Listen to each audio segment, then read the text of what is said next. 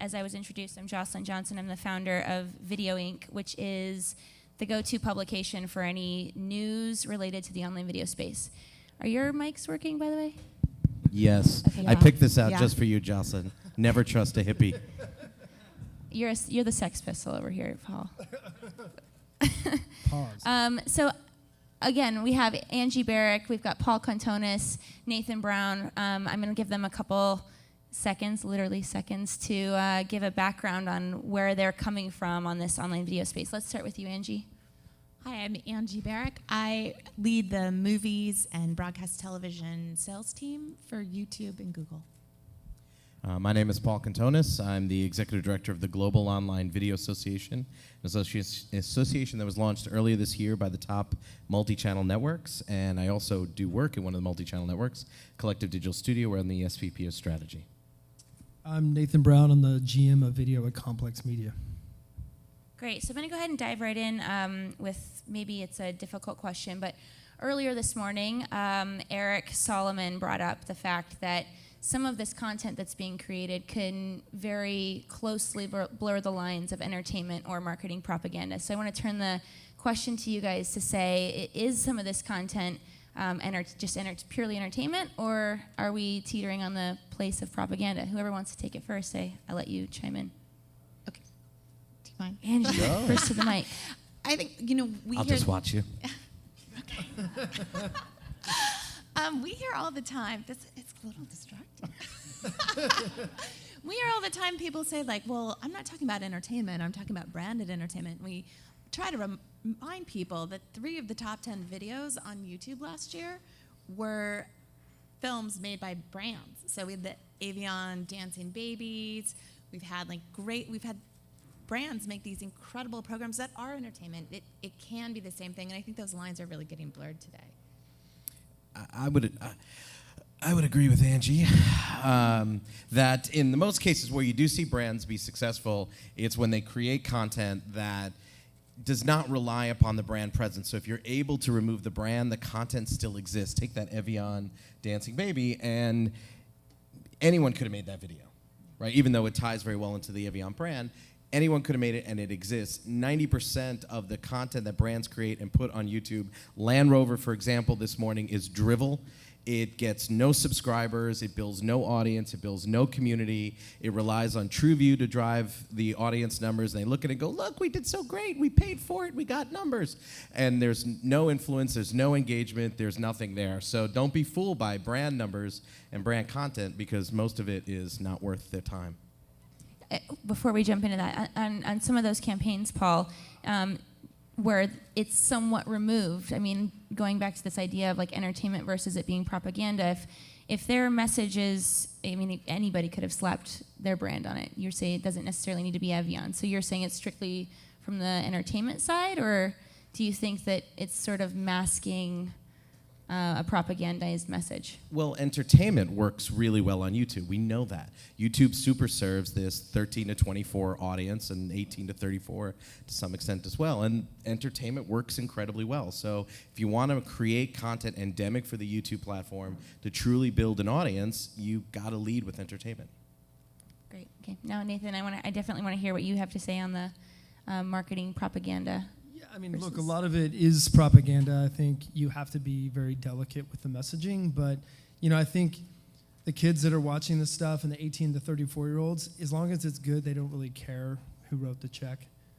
Whether that's someone like Complex that is deficit financing content, or whether we're having, one of our brand partners at Pepsi or Dr. Pepper underwrite whatever this great content is. As long as Paul said it can stand alone, absent of the brand messaging, then I think it works.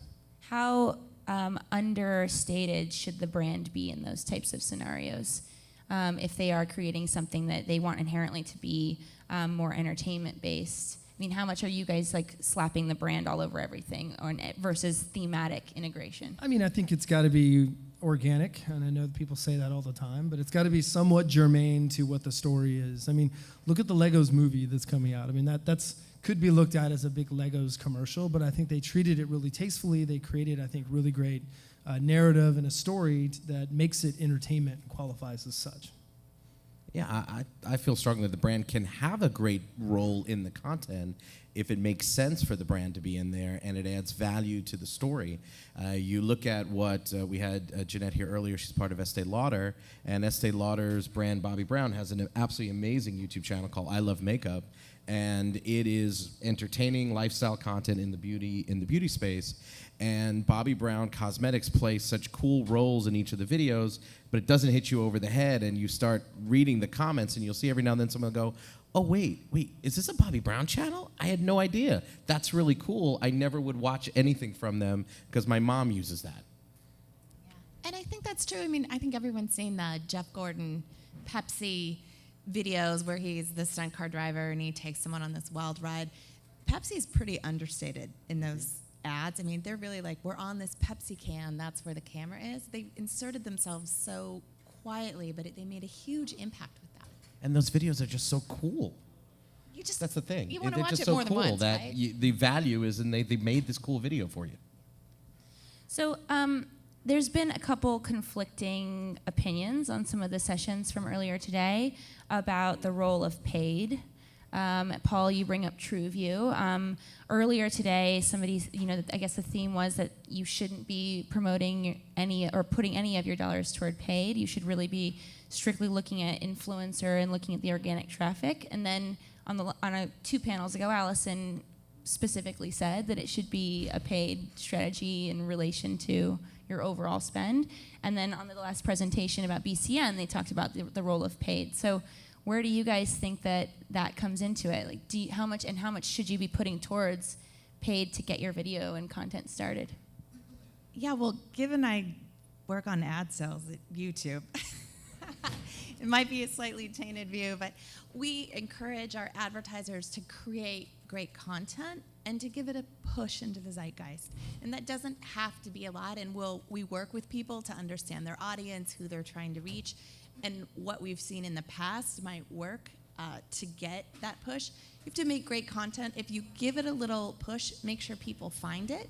It will blow up, but for every $1, if I had $1 for every time someone said, I made this awesome video, it should have gone viral, well, you yourself and your social network may not be able to make it go viral, but there's a combination that you can find that tends to work. Yeah, I would agree with Angie. I think paid, and with Allison as well, I think paid is a very important part of it. What you can't do is use paid and then look at the view number out of that and go, oh, we're successful. It's like, what are you really trying to do? You can get any number you want on there, and TrueView is an absolutely amazing product that YouTube has, and every brand should be using it as part of their campaign, but you just have to understand what you're actually using it for and how it fits into your program overall. How can you use other platforms in the paid capacity to also help kind of turn the light switch on some of this content? How can you be using Twitter or Facebook and amplifying your paid strategy on those types of platforms, specifically for video? Well, for Complex, I mean, we are a big platform, right? Like, we have 130 sites in our network. We did 140 million uniques last month and 1.5 billion page views. We have a huge, massive scale that we can utilize ourselves, and the Complex TV platform, which is where our video lives. We can use all those channels to basically promote all the content that we're doing for ourselves and for our brands. So for us, it's an entire ecosystem, right? It's Complex TV, it's Twitter, it's Facebook, and it's YouTube, and utilizing all of them as sort of discovery and audience development methods. So when you're a business like Complex and you're a brand that not only lives in the YouTube world but lives off of YouTube world, you have a very distinct advantage to be able to use other paid opportunities like search marketing or even banner advertising or in feed type of advertising, where you can start to balance out how much money you're spending on a view and how much money you're making on a view, because when it's your own inventory on your own platform and you're not sharing the 45% with YouTube, you can actually turn it into a real business. And the word that everyone uses that's afraid of is you can arbitrage your traffic, basically, when you own that advertising. Can't do that on the YouTube platform. The business model never works. Not to say there's anything wrong with that. It's just a different type of environment. But having that, you can use so many different incentivized viewing, in-game viewing. I mean, there's just so many tools at your disposal. So one thing I failed to mention at the beginning of the session is my personal choice and stylistic when I'm moderating is to keep the audience integrated. So rather than waiting at the end and you guys answering or asking questions at the end, if anything comes up during our conversation that you just want to punch a question on before we move on to a different topic, just raise your hand and I'll try to catch that and keep an eye on the audience so that it's more of an open dialogue instead of waiting till the end. So getting back to this idea of paid and earned and owned, one other thing that I think has been missing from the conversation today is what does a brand need to be doing in terms of their owned presence on YouTube, on other platforms, and really amplifying their own presence organically outside of just the influencer? Because I think we've heard a lot of great tips on how to utilize the influencers and identify those influencers, but what if you just want to own some outright content as the brand? You want to put it on YouTube, on your own brand channel. What are some ways that you can amplify the organic traffic for those? I can give you one case study that's been really successful for us. And Yep. so Complex partnered with Pepsi to launch a joint venture with Mountain Dew called Green Label. And essentially Green Label is its own owned and operated destination site. We hired an editor-in-chief that sits in our office in Manhattan and a team that surrounds her. And they produce, with the blessings of Mountain Dew, they produce a lot of content every day, from text to video. They curate, they do all the things that brands need to do as publishers to be successful and to really have a one-to-one relationship with their audience. And so we've had tremendous success with that. We launched about 1.5 years ago. Since then, our traffic has actually eclipsed what MountainDew.com was doing. And it's been so successful that we're actually selling ads to non-competitive brands on the site and using that income to fund further content. So talk about having a really direct relationship and really a brand owning their voice and have this authentic connection to the audience. I think that's a great example. Angie, you have some really... Yeah, I mean, we have some studios, primarily who I work with, have been some of the leaders in brands in terms of creating a fandom and a subscribership. So Warner Brothers 2 weeks ago passed 1 million subscribers on YouTube. Sony just last week hit over 500,000 subscribers. And they've created this opportunity for themselves to reach audiences organically without paid medium and also to engage in a two-way conversation. Fox does an awesome job of doing Throwback Thursdays with old movie trailers. So they'll show the big trailer every Thursday. They'll post something really interesting and engaging, and they're able to really create this fandom around their franchises. And in some cases, I've seen studios put all of their TV spots up on their brand channels, and because the brand channel's so big and has enough organic traffic, we can go in and look at all of them and say, like, well, here's the demos that are watching all your spots. Here's the spots getting liked the most. Here's the spots getting shared the most. And use that to help them understand how they want to move forward with their marketing campaign on air and in digital. And can you give a little bit of anecdotal, perspective on how much of that is regurgitated content that's maybe existing from their library versus YouTube exclusive and original? Yeah, so I mean, a lot of it is regurgitated content, but more and more studios are really leaning in on creating their own content. And that can be custom intros, that could be vignettes, that could be behind the scenes. It's all the partnership that they do with influencers, and it's doing so much good for them. It's been really incredible. And our job, where I really lean in with them from the sales perspective, is how do we leverage all the data behind YouTube and Google to understand if you want to get views for this red band content, does it work better with a custom intro, or does it work better with a custom click here after the green band trailer? So we're really trying to help people test and iterate all the time with their custom video on YouTube.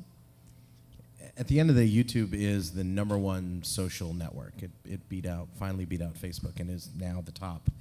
And brands who treat YouTube as a publishing platform that they commit to on a schedule and have a strategy and a philosophy around the content they're going to put are the ones that become the most successful. The ones that just use it as a general dumping ground really have no love and success on the platform.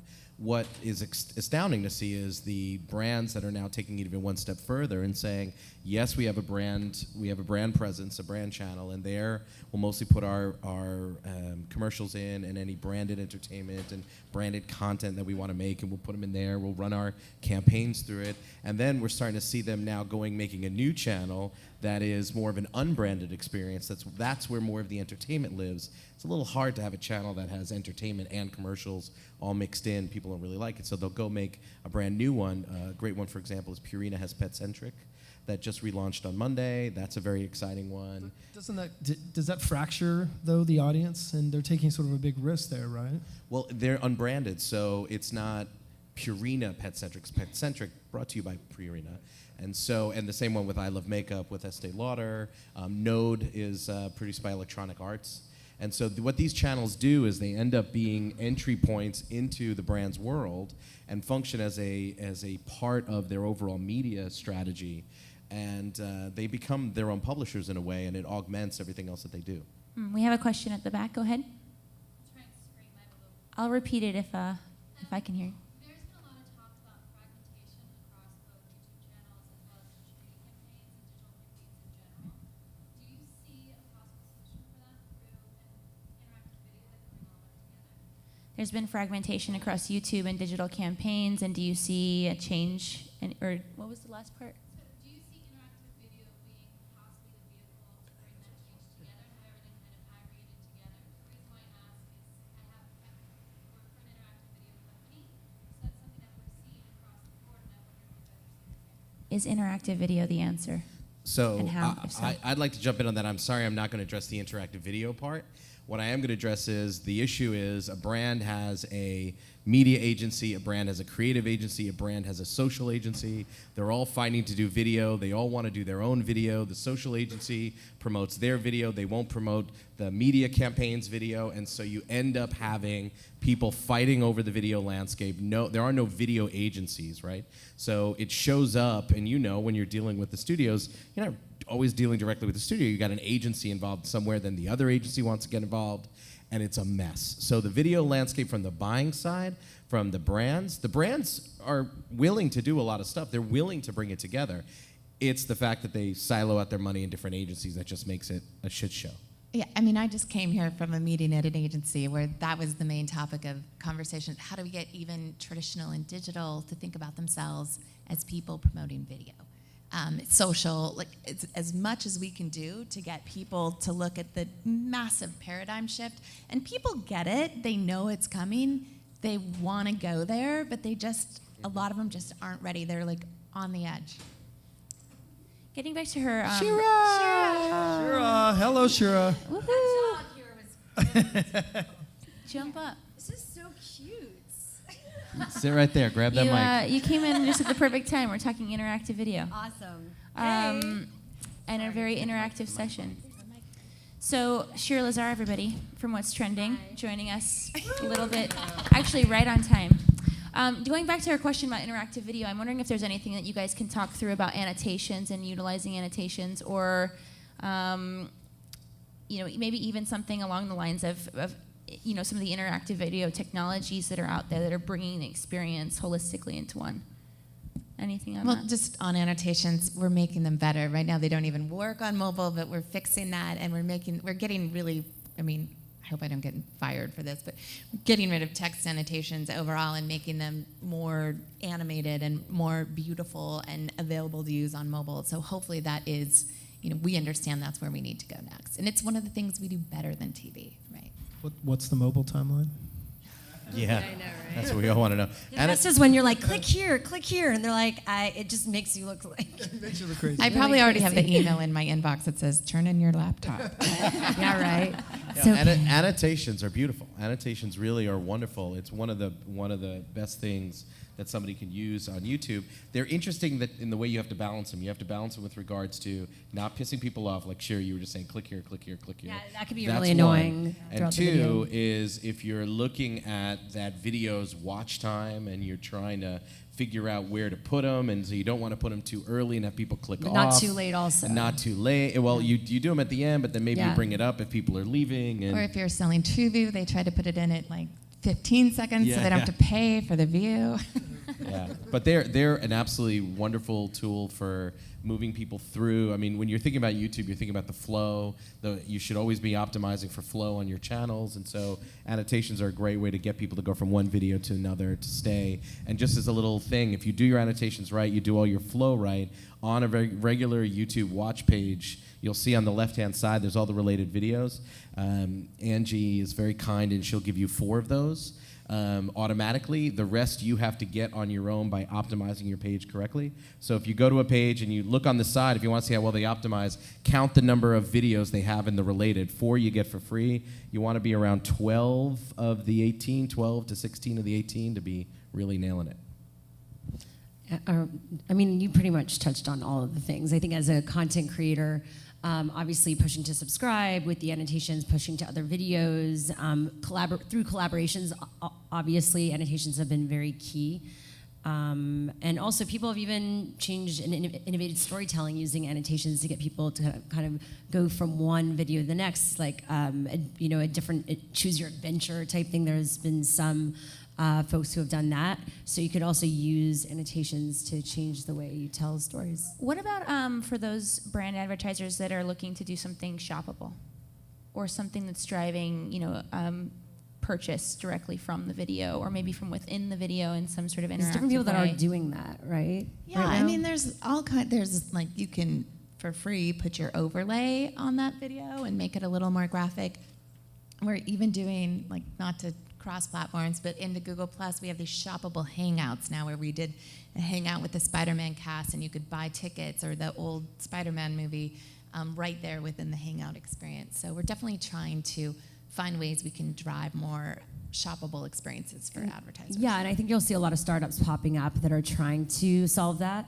I actually just got introduced to a startup in Israel who is creating, I don't even remember the name, I should look it up probably, but they're creating an easier way for people to then send someone to buy, what they're wearing, or because, YouTubers and content creators are figuring out other ways to monetize outside of YouTube, and so that's a big thing to send their followers there. Didn't you guys report on like a fashion company also that's doing If something? it's innovative video tech, it's probably coming from Israel, seems like, these days. Yeah. Yes. Yeah. So I'm actually working on a What story is on it? that What right was now. the company that you reported on? Do you know? I don't It was on remember. VideoInk. Anyway. Yeah, I don't remember.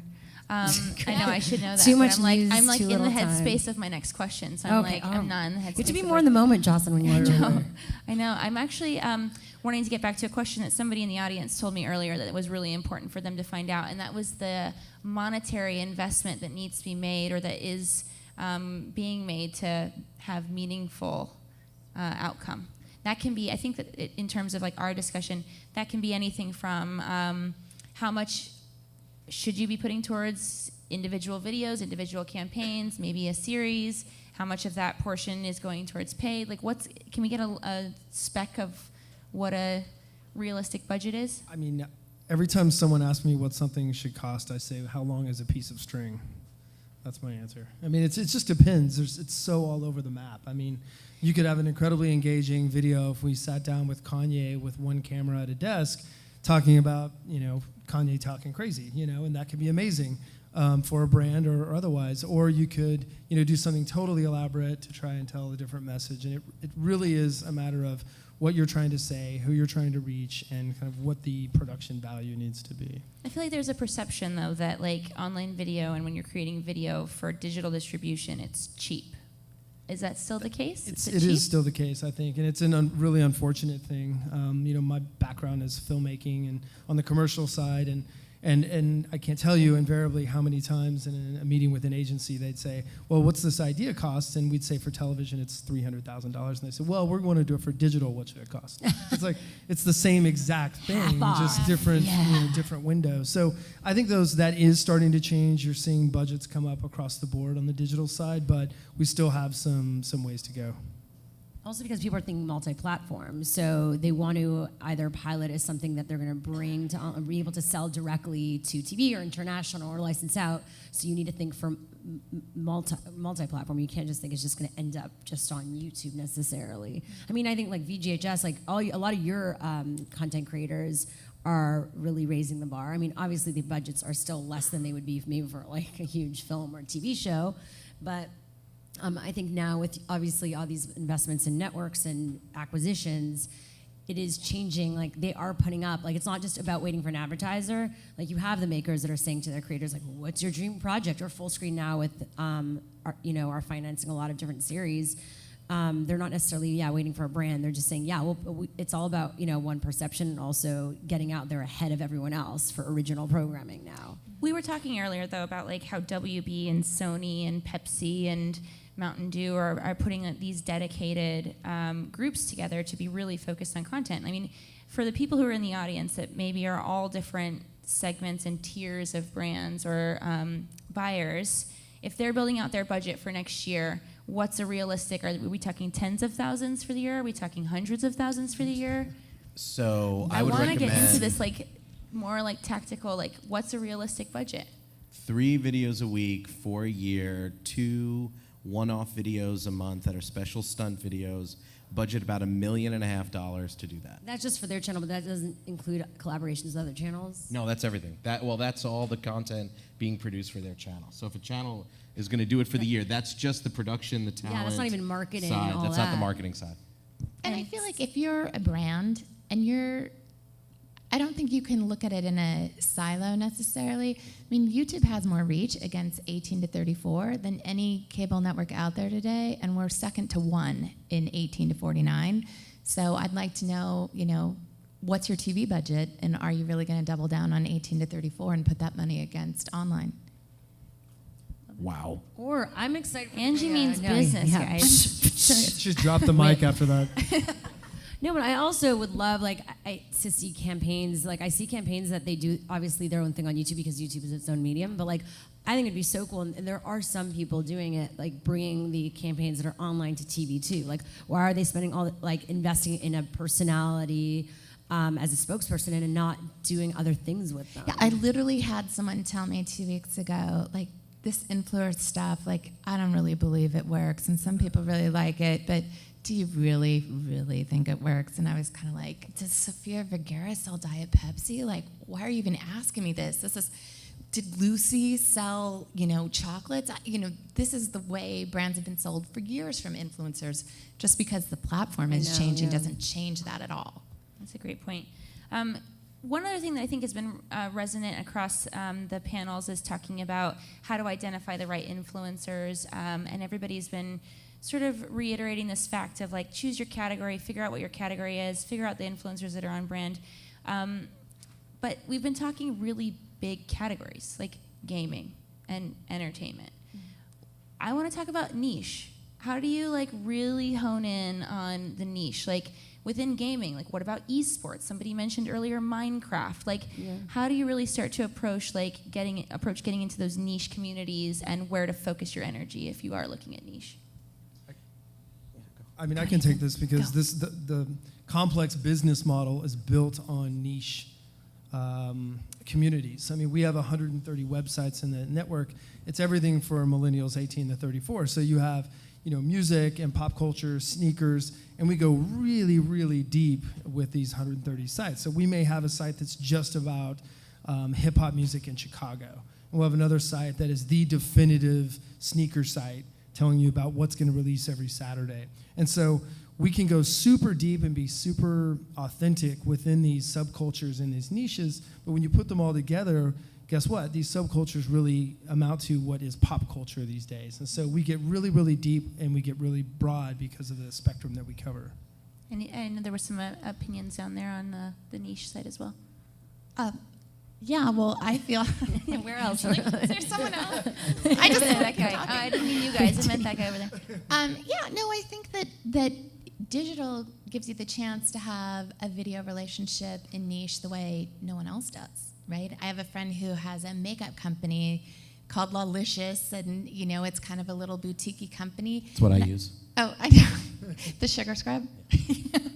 So, but I sat down with her and I was like, all these people have product reviews of your product online. Pull them all into your channel and start to tell a real story that she would have never had access to even 7 years ago, right? think the danger sometimes brands do is they look at an influencer and say, okay, so they know fashion. Well, do they know active fashion? Oh, well, do they know active fashion for yoga? And they keep drilling down and trying to find these perfect influencers that talk exactly on that topic and have more than 1 million subscribers, and that's not how to use the platform correctly. Use the platform correctly to target using media, fantastic, find those exact people. When you're gonna create content, you can bring somebody from another category over. We found the most success with I Love Makeup, for example. Our best shows are the ones where we bring over people like Grace Helbig and Hannah Hart, Mamrie Hart, people who are big entertainers. Yeah, it's not just we about, bring them over and put them in a beauty environment, and these shows do great, and their fans absolutely love to see this other side of them. So you really think of them as celebrities and how you'd use a celebrity. And I wanted to just comment on the whole subscriber thing because it came up so much today. And YouTube's just launched this whole Google Preferred package, which is supposed to be the top 5% of all the creators on YouTube. And subscribership isn't one of the metrics we use in the algorithm to determine those people. So I hope that people... retention, consistency. It's like, we call it popularity and passion, but retention is definitely part of that passion point. I was going to say, I think it's an exciting time for influencer sponsorship, and it's niche, but then also broader sponsorship, because even beyond YouTube and sponsoring within YouTube videos, obviously with Instagram now, with Vine, you're seeing like crazy stuff happening. Someone was talking to me about Snapchat, with the stories on Snapchat, how they're people are paying $5,000 per story. So I just think it's incredible, and for influencers or people that are passionate and look at themselves as talent, but yet need to be entrepreneurs, it allows them to broaden where they're getting their money from, to be more sustainable in terms of what they're doing outside of what they do on YouTube. And there's companies that are coming up around that, like Instabrand, and is it niche or niche, whatever. And Twitmob. What? Niche. Niche. It's actually niche. Sorry. If you're really pronouncing it correctly, it's niche. Oh, Does anybody have any other questions in the audience so far that are coming up? Okay, so we have to get... Sorry. Oh, sorry, you're behind the podium. I didn't see you. No, it's okay. I just shot my head up. So, the 5% comment was really interesting to me. Without giving away like your secret trade algorithms, my husband is a top 1% channel with Game Grumps. Congrats. I look into the secrets, and I work for Electronic Arts. So when someone like me is looking for someone like him, without like looking just at subscribers or just at like can you get me 1 million views in 24 hours? What are some tips that you guys can share so that we're not just doing superficial looking at influencers? Well, there's two platforms we use. One is OpenSlate. OpenSlate has a metric that it assigns to each channel that's based on engagement, influence, scale, and consistency. And it's a great way to look at and compare channels and find channels that are doing really well, even though they may not have the scale as some other channels. That's one. And the other one is Tubular Labs, which you saw here earlier today. Absolutely fantastic tools for discovering channels that are within certain areas and parameters and whatever you love to find out. Also, I would say, talking to each of the networks, like obviously each network is going to focus on the channels that they represent. So it doesn't allow you to like look at everything. They're gonna pitch you those and be like, they are the best. And so, I feel very fortunate because in What's Trending, we cover what's hot on YouTube every day. Like part of what we do is we're passionate about finding up and coming creators. And so, anyway, I think Tubular definitely, but I think being able to sit down with each of the networks and seeing across all of them who's really not just on top of their game, but up and coming as well, and follow those people so that even though you might not use them for a campaign now, to get a sense of maybe for later they might be more appropriate. I feel like this is going to be a testimonial for Tubular, but they also show you your Facebook and Twitter and or each of the creators' Facebook and Twitter presence as well. So you can see that all in at a glance, and how fast they've grown in a certain amount of parameter time. It's funny because people don't talk about, like I was talking to a YouTuber, actually Tyler Oakley, we've talked about this, where he was amazed at sometimes, and this was probably a year and a half ago. The contracts are different now for him, but like, he'd be surprised when Tumblr wasn't included in promotion. They're like, they know I have a huge Tumblr following. Like, why wouldn't they want me to post a video to my Tumblr? And so I think, when you are working with influencers, it's important to have, whether they're doing shout-outs on their own channel or vlogs or within your videos, you think broader how they're going to promote it. Twitter, Facebook, but then, are they big on Instagram? Are they big on, is there a Vine shout-out that they could do somehow creatively, or Tumblr? Love it. So we have to wrap up. Can I just do one quick question? It's a one-word answer. I think maybe we'll be a little bit redundant on this, but one third-party tool you think everybody in the audience should be taking a look at and or using as an influencer marketer or as a marketer? Start with you, Shira. One third-party tool. Well, we already mentioned some, didn't we? Well, you can repeat. Oh. It doesn't have to be something we haven't mentioned. Tubular. Okay, Angie's up.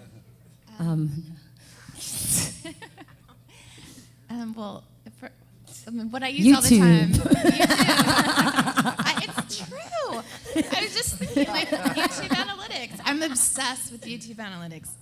There's a vidIQ. Yeah. vidIQ. All right, there you go. That was a new one. I'm really proud of StatsVidX. myself. Sometimes I use StatsVidX. Open slate. For vids. For us, it's Twitter. We get so much traffic in the side door through Twitter. My personal one would be Epoxy. If anybody's looking to track their videos across social media and seed them out from Instagram, anywhere, I would take a look at Epoxy. They also have an interesting embed tool that goes in Facebook that allows you to create these custom playlists. That's pretty sick. Thanks so much, guys. We're wrapping up. Thank Shay you. Carl's up next, so Thanks for joining us, Shira. hold on to your seats. Shay is amazing.